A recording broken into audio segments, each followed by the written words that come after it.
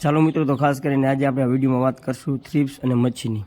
તો મિત્રો, થ્રિપ્સમાં અને મચ્છીમાં આપણે ઘણા ખેડૂત મિત્રોનો પ્રશ્ન હોય છે અને કોમેન્ટ પણ મિત્રો હતી કે જે આપણે થ્રિપ્સની મચ્છીની દવા મારી એટલે રિઝલ્ટ લાંબો સમય રહેતું નથી અને સારું રિઝલ્ટ આવતું નથી. તો એની માટે સારું રિઝલ્ટ અને લાંબુ રિઝલ્ટ માટે આપણે મચ્છીની થ્રિપ્સની દવા ભેગી કઈ દવા નાખશું જેથી કરીને સારામાં સારું અને લાંબુ રિઝલ્ટ મળે.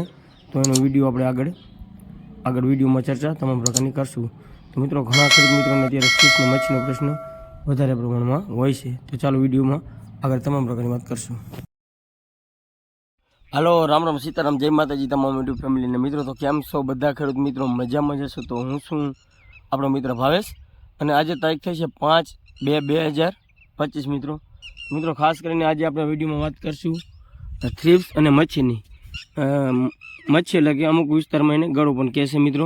તો થ્રિપ્સની વાત કરશું અને મચ્છીની વાત કરશું મિત્રો. તો ઘણા ખેડૂત મિત્રોનો અત્યારે એવો પ્રશ્ન હોય છે કે મચ્છી જાતી નથી અને જાય તો ઘડીકમાં આવતી રહેશે અને થ્રિપ્સ પણ જાતી નથી, જાય તો ઘડીકમાં મિત્રો આવતી રહેશે. તો એની માટે કઈ દવા આપણે વાપરશું અને એની દવામાં આપણને થ્રિપ્સ ને મચ્છીમાં સારું અને લાંબુ રિઝલ્ટ કઈ દવાથી રહે એની તમામ પ્રકારની મિત્રો આપણે ખાસ કરીને વાત કરશું. તો મિત્રો, આ જીરું પણ આપણે આજે કમ્પ્લીટ 70 દિવસનું મિત્રો ફાઇનલી થઈ ગયું છે અને આપણે આગળ એવામાં જે કયા રાઉન્ડ લીધા છે એના તમામ વિડીયો આપણે મૂકેલા છે. અને મિત્રો, તમામ ખેડૂત મિત્રોને એક વિનંતી છે કે જે ખેડૂત મિત્રો નવા હોય ચેનલને લાઇક, શેર અને સબસ્ક્રાઈબ કરવાનું ભૂલતા નહીં મિત્રો. અને આપણે તમામ વિડીયોની લિંક ડિસ્ક્રિપ્શનમાં મૂકેલી છે, જ્યાંથી આપણે વિડીયો જીરું વાવેતર હોય અહીંયાથી તે અત્યારે લગીન જ્યાં લગીનનું 75-80 દિવસનું જીરું થયું અહીંયા લગીને તમામ વિડીયોની લિંક આપણે ડિસ્ક્રિપ્શનમાં મિત્રો ખાસ કરીને મૂકેલી છે. અને આપણું ફેસબુક પેજ પણ કિસાન મિત્રો લીલાપુરને ફોલો કરવાનું ભૂલતા નહીં મિત્રો. મિત્રો, ફાઇનલી અત્યારે ખાસ કરીને તમામ જીરા 3 મહિનાની આજુબાજુ 70થી 3 મહિનાની આજુબાજુના થયા છે મિત્રો ખાસ કરીને. અને હવે વાતાવરણ 2 દિવસ પહેલાં પણ ખરાબ થયું હતું, ખાસ તમામ મિત્રોને ખબર જ છે. અને અત્યારે વાતાવરણ મિત્રો ક્લિયર થઈ ગયું છે, અત્યારે કોઈ ખાસ રોગ આવ્યો એવું કહીએ નહીં. પણ જે ખેડૂત મિત્રોને આગળ થ્રિપ્સ અને મચ્છી આવી ગયેલી છે એની આપણે વાત મિત્રો કરશું. તો મિત્રો, ખાસ કરીને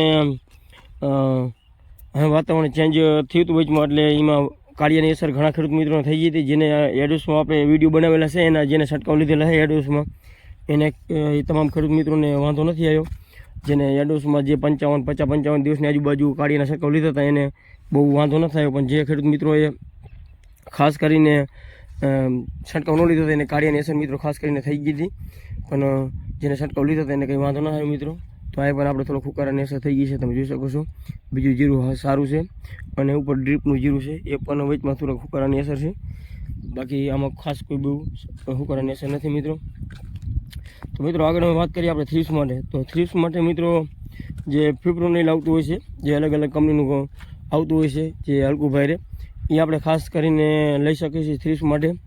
તો મિત્રો, થ્રિપ્સ માટે ફિપ્રોનિલ એક આવે છે એ પણ નાખી શકીએ છીએ અને બીજું આવે છે એબામેન્ટિન. તો એ પણ થ્રિપ્સ માટે આપણે વાપરી શકીએ છીએ. તો એ 2 દવા સારામાં સારી આવતી હોય છે જે થ્રિપ્સ માટે. તો એની માટે મિત્રો આપણે એમાં એનું રિઝલ્ટ વધારવા અને લાંબો સમય રાખવા માટે આપણે કઈ દવાનો ઉપયોગ કરશું એની ખાસ કરીને વાત કરીએ. તો મિત્રો, એમાં જે સાયફર પ્રોફીનો જે ખાલી તમે 20થી 25 ml પ્રતિ પંપે ભેગું નાખો, જે એબામેન્ટિન અથવા ફિપ્રોનિલ ભેગું જે થ્રિપ્સ માટે મિત્રો, તો એમાં તમને સારું અને લાંબુ પરિણામ મિત્રો મળતું હોય છે અને સરસ એવું પરિણામ મળે છે. અને જેથી કરીને કારણ કે પ્રોફિનો ફોર્સ આવી જાય એટલે એકદમ ગેસ કરાવતું હોય છે, એટલે જીરાને એકદમ જે જીવાત હોય એ જીવાતને મારવામાં સારામાં સારું કામ કરતું હોય છે. અને જીવાત પણ ઝડપી બહાર નીકળતી અને મરી જાય છે, કારણ કે ગેસ થાય એટલે જીવાત નીચે રહી શકતી હોતી નહીં. અને પ્રોફિનો પોસ સાયફર મેથીન આવી જાય ભેગી મિત્રો, ખાસ કરીને પ્રોફિનો પોસ ભેગી, એટલે એ રૂમમાં પણ એવું સારું કામ આપણને આપતી હોય છે મિત્રો ખાસ કરીને. તો મિત્રો, હવે આપણે આગળ વાત કરશું કે મચ્છીની એટલે કે ગળા માટેની. તો મિત્રો, મચ્છીમાં આપણે ઘણા ખેડૂત મિત્રો થાયોમેથોજામ 30% આવે છે એ વાપરી શકીએ છીએ. પછી આપણે થાયોમેથોજામ 75% આવે એ પણ વાપરી શકીએ છીએ. મીડિયમ હોય હાવ નોર્મલ તો થાયોમેથોજામ 30% વપરાય, નકર મિત્રો રિઝલ્ટ આવતું નથી. પણ મચ્છીમાં હું તો કહું દવા ભારે જ હંમેશા વાપરવી, હલકી દવામાં આપણને કામ મળતું નહીં અને રિઝલ્ટ પણ મળતું નથી, કામ આપતી નહીં. કદાચ મીડિયમ હોય તો 75% થાયોમેથોજામ આવે એનો ઉપયોગ કરી શકીએ છીએ.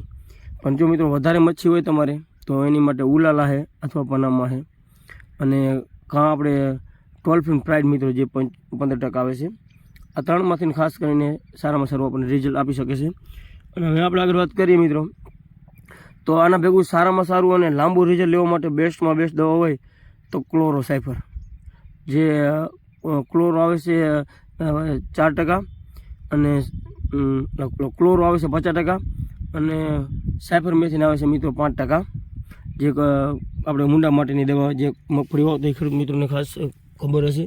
એટલે ક્લોરોસાયફર તો મિત્રો એમાં તમે મચ્છીમાં બહુ જોરદાર રિઝલ્ટ મળે છે. તમે જાતે અનુભવ કરી શકો. જે કારણ કે આમાં મચ્છી જાય નહીં એનું કારણ એવું છે મિત્રો, આનું કારણ કે આપણે જીરાની જે ડાયર આવે છે એકદમ પાતળી હોય છે અને એની માટે એની માથે હરખી દવા મિત્રો ખાસ કરીને રહેતી હોતી નહીં. એટલે મચ્છીમાં આપણે રિઝલ્ટ ઓછું મળતું હોય છે, કારણ કે આની માથે દવા હરખી રહ્યા નહીં. આપણે ઘણી ઘાટી છાંટી પણ ખાલી નોર્મલ જ દવાને અડતી હોય છે. બાકી બીજા ધાણામાં છે કે આપણે મગફળીમાં પણ મચ્છી આવતી હોય છે. તો મગફળીમાં પણ તમે આપણે વાવેતર કરી ચોમાસું તો એમાં ઠંડુ વાતાવરણ થાય પણ એમાં પણ ખાસ કરીને મચ્છી આવતી હોય તો એમાં આપણને ફર્સ્ટ ક્લાસ રિઝલ્ટ મળી જતું હોય છે. બાકી શિયાળુ માલમાં બીજામાં બધામાં રિઝલ્ટ મળી જતું હોય છે.